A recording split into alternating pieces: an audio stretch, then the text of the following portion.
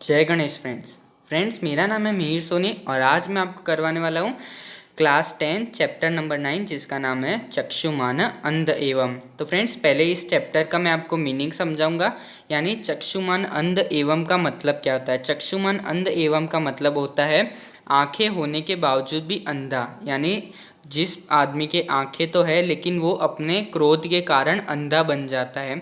तो इसी प्रकार हमें ये पूरा चैप्टर पढ़ना है। तो आइए फ्रेंड्स स्टार्ट करते हैं आज का चैप्टर। अथ ताम तथा सप्तम सरस्वती दृष्टां पितामहा मंडबेवनम स्वर्णिम आशापर्णाम सुद्री दुर्वासासनम उवाच।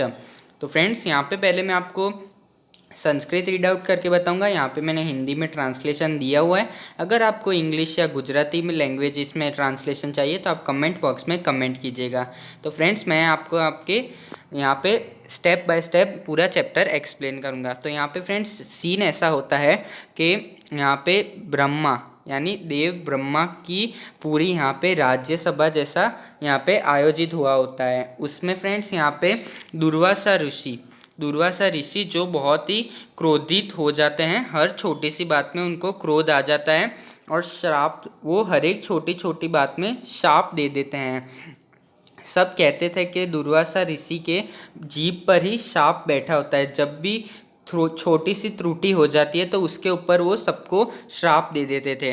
तो यहाँ पे फ्रेंड्स दुर्वासा मुनि यहाँ पे चैंटिंग कर रहे थे, मंत्र यानी मंत्र का उच्चारण कर रहे थे। यहाँ पे वो ब्रह्मा की राज्यसभा में यहाँ पे वो मंत्रों का उच्चारण कर रहे थे, तब गलती से उनको कोई मंत्र के बीच में उनसे त्रुटि हो गई और उन्होंने गलती से कोई दूसरा मंत्र पढ़ दिया। तो ये देखकर माता सरस्वती, हाँ फ्रेंड्स माता सरस्वती को हंसी आ गई। तो फ्रेंड्स जैसे ही माता सरस्वती को यहाँ पे हंसी आती है, दुर्वासा ऋषि को बहुत तेज गुस्सा आ जाता है, वो बहुत क्रोधित हो जाते हैं माता सरस्वती के ऊपर। और फ्रेंड्स जैसे ही वो क्रोधित होते हैं, उन्होंने माता सरस्वती को श्राप दे दिया कि आज से इनका स्थान स्वर्ग में नहीं धरती पर होगा। तो फ्रेंड्स माता सरस्वती को ये श्राप मिल गया कि उनका स्थान अब से स्वर्ग में नहीं धरती पर होगा। इसलिए हमारे पास आज जो भी बुक्स है, जो भी लिखने की पढ़ने की बुक्स है, वो सारी इसीलिए ही है क्योंकि माता सरस्वती का स्थान धरती पर है। ये श्राप माता सरस्वती को दुर्वासा ऋषि ने दे दिया था। तो फ्रेंड्स यहाँ पे इतनी छोटी सी बात के लिए ऋषि दुर्वासा ने माता सरस्वती को श्राप दे दिया था। तो फ्रेंड्स यहाँ पे मैंने आपको एक छोटा सा स्टेप एक्सप्लेन किया है। आइए अब नेक्स्ट देखते हैं क्या होता है। अब नेक्स्ट फ्रेंड मैं यहाँ पे वापस आपको रीड करके बताऊंगा और फिर आगे समझाऊंगा।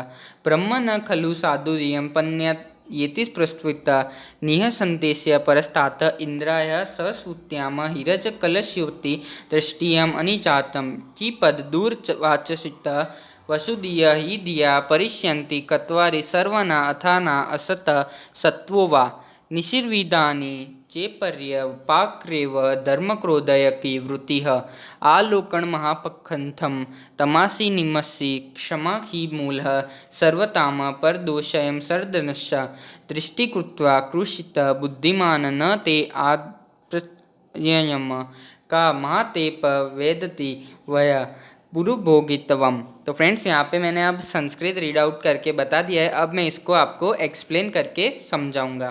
तो आइए फ्रेंड्स देखते हैं अब नेक्स्ट क्या होता है। तो फ्रेंड्स अब यहाँ पे जो देव ब्रह्मा होते हैं वो दुर्वासा ऋषि को समझाते हैं। दुर्वासा ऋषि को वो समझाते हैं कि इतना क्रोध भी अच्छा नहीं होता है। तो फ्रेंड्स यहाँ पे दुर्वासा ऋषि को वो समझाते हैं कि ओ ब्राह्मण देवता, इतना क्रोध भी अच्छा नहीं होता है। इतना क्रोध करने के कारण तुम्हारे पास अगर आंखें भी है तो भी तुम अंध के समान हो। जैसे एक मैदान में, एक रेत के मैदान में घोड़े भागते हैं, यानी हॉर्स, घोड़े जब भागते हैं तो हमें कुछ भी दिखाई नहीं देता क्योंकि चारों तरफ धूल ही धूल होती है।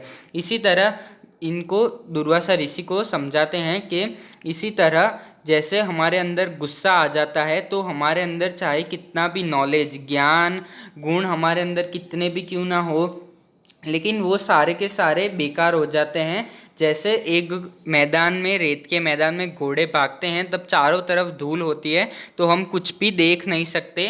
इसी प्रकार जब हमें गुस्सा आ जाता है तो हम और कुछ देख नहीं सकते, हमें बस जिस चीज़ पर हमें गुस्सा आया हमारा सारा गुस्सा उस चीज़ पर निकल जाता है। इसलिए हमें इतना गुस्सा नहीं करना चाहिए। जो भी अगर गुस्सा हमें आता भी है तो उसको थोड़ा शांति से हर एक चीज़ को हमें सोचना चाहिए और उसी के बाद डिसीज़न लेना चाहिए, क्योंकि ज़्यादा गुस्से करने से हमारे कुछ कदम हमें जो उठाते हैं वो गलत पड़ सकते हैं। हमारे कदम उठाए होते हैं वो सारे के सारे गलत पड़ सकते हैं। ये देव ब्रह्मा ने दुर्वासा ऋषि को ये बात समझाई। तो फ्रेंड्स अब देखते हैं आगे वो क्या कहते हैं। आगे वो कहते हैं कि गुस्सा और ज्ञान दोनों अलग अलग ऑपोजिट चीज़ है, दोनों एक दूसरे के विपरीत है।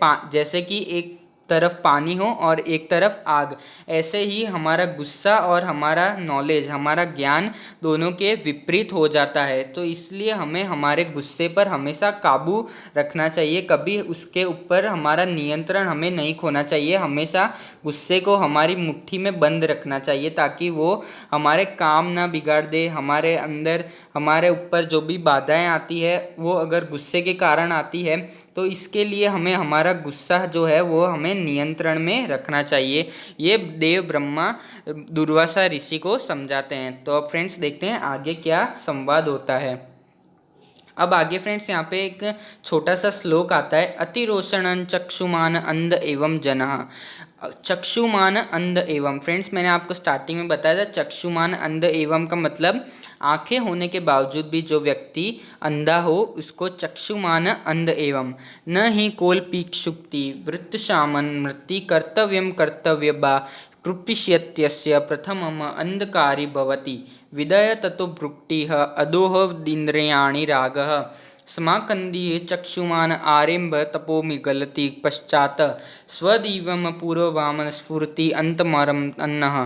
तो फ्रेंड्स अब मैंने आपको यहाँ पे संस्कृत रीड आउट करके बताया, अब मैं आपको इसे एक्सप्लेन करके बताऊंगा। तो फ्रेंड्स अब यहाँ पे नेक्स्ट दुर्वासा ऋषि को यहाँ पे एक श्लोक जो मैंने आपको बताया था वो यही था कि आंखें होने के बावजूद भी अंधा, क्योंकि अंधा क्यों, अंधा उसके क्रोध के कारण हो जाता है कोई भी व्यक्ति। तो यहाँ पे सेम दुर्वासा ऋषि को यही मतलब समझाते हैं कि कोई भी व्यक्ति के ऊपर अति गुस्सा अगर उसको आता है तो वो भी अपने ज्ञान का सागर के बावजूद वो अंधा बन जाता है। उसके पास चाहे सागर जितना ज्ञान होगा लेकिन उसके बावजूद भी वो अंधा व्यक्ति ही कहलाएगा। तो ये सारी चीज़ यहाँ पे बताते हैं। आगे फिर वो बताते हैं कि हमारी जो भी आइज़ है, हमारे सेंस ऑर्गन है, जो सेंस ऑर्गन यानी हमारी इंद्रियां जो भी है उसके ऊपर भी हमारा काबू नहीं रहता और हमारे जो भी आईब्रोज होते हैं वो ऐसे एकदम सेंटर में आ जाते हैं जब हमको बहुत गुस्सा आता है तब।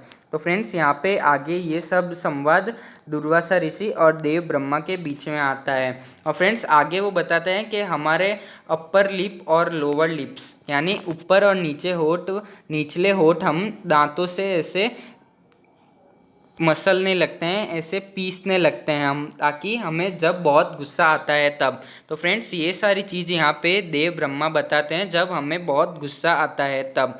और फ्रेंड्स अब आगे देखते हैं आगे देव ब्रह्मा दुर्वासा मुनि को क्या कहते हैं। कथम लोक विनाशय ते विदस्पति जटकालीन जातनि अनुचित खलस्य मुनिदेवस्य आरिविष्टस्य व्रतामुक्त चित्रवाय शैलशु इव वृथि वहसि कुत्रमाहु शुनस्येव चतस्य तपाकल्पनम अलम्भीनम न त्रशप्यम कुलाजातनम हर्षचरित्र प्रथम उच्छ्वासे। तो फ्रेंड्स अब मैं आपको इसे एक्सप्लेन करके बताऊंगा। अब फ्रेंड्स यहाँ पे आगे दुर्वासा ऋषि को वो कहते हैं कि जो तुम्हारे ये जटाएं हैं, जटाएं यानी ये जो बाल है तुम्हारे, ये सारे के सारे जब तुम्हें गुस्सा आता है तब बालों की जगह पॉइजनस ट्री यानी एक जहर का पेड़ जैसा होता है वैसे बन जाते हैं। तो फ्रेंड्स यहाँ पे दुर्वासा ऋषि को ये कहते हैं क्योंकि उनको बहुत गुस्सा आता है तब। फिर आगे उनको ये कहते हैं कि जब उनको गुस्सा आता है तब उनके ये जो केसरी वस्त्र है ये सारे भी खाली एक टंगे हुए, जैसे हमारे कपड़े टंगे रहते हैं ऐसे ही तुम्हारे शरीर पर टंगे पड़े रहते हैं। क्यों? क्योंकि जब तुम्हें बहुत गुस्सा आता है तब तुम अंधे बन जाते हो, तुम्हें और कुछ दिखाई नहीं देता है, तुम सीधा उस व्यक्ति को श्राप दे देते हो और ये बात अच्छी नहीं है। तो फ्रेंड्स यहाँ पे आगे उनको कहते हैं कि जो तुम्हारे केसरी वस्त्र है ये सारे के सारे एक कपड़े जैसे टंगे रहते हैं, ऐसे पड़े रहते हैं, इसलिए तुम्हारे ये कुछ केसरी वस्त्र कुछ भी काम के नहीं रहते जब तुम्हें अधिक गुस्सा आ जाता है तब। और फ्रेंड्स आगे वो कहते हैं कि जो तुम्हारा बुद्धिशाली दिमाग है, जो इतना ज्ञान सागर से भरा है, वो सारा का सारा बेकार हो जाता है, कुछ भी काम का नहीं रहता है, क्योंकि उनको जब गुस्सा आ जाता है तब उनको और कुछ दिमाग में आता नहीं है, वो सीधा श्राप दे देते हैं। तो इसी बात पर देव ब्रह्मा उनको समझाते हैं कि इतना अधिक गुस्सा अच्छा नहीं है, और जब तुम्हें इतना अधिक गुस्सा आता है तब तुम्हारा दिमाग काम नहीं करता है, और भले तुम्हारे पास कितना भी ज्ञान का सागर, ज्ञान का भंडार क्यों ना हो, वो सारा का सारा व्यर्थ हो जाता है, वो नष्ट हो जाता है, वो कुछ भी काम का नहीं रहता है। तो फ्रेंड्स यहाँ पे लास्ट वो कहते हैं कि जैसे तुम्हारे केसरी वस्त्र ऐसे ही कपड़े जैसे टंगे रहते हैं वैसा ही रहता है, और जब तुम्हें गुस्सा आता है तब तुम्हें और कुछ दिखता नहीं है, सीधा तुम उसे श्राप दे देते हो। तो ये बात अच्छी नहीं है। तो फ्रेंड्स यहाँ पे मैंने आपको पूरा चैप्टर एक्सप्लेन कर दिया है। अभी भी आपको कोई डाउट हो तो आप प्लीज़ कमेंट बॉक्स में कमेंट कीजिएगा।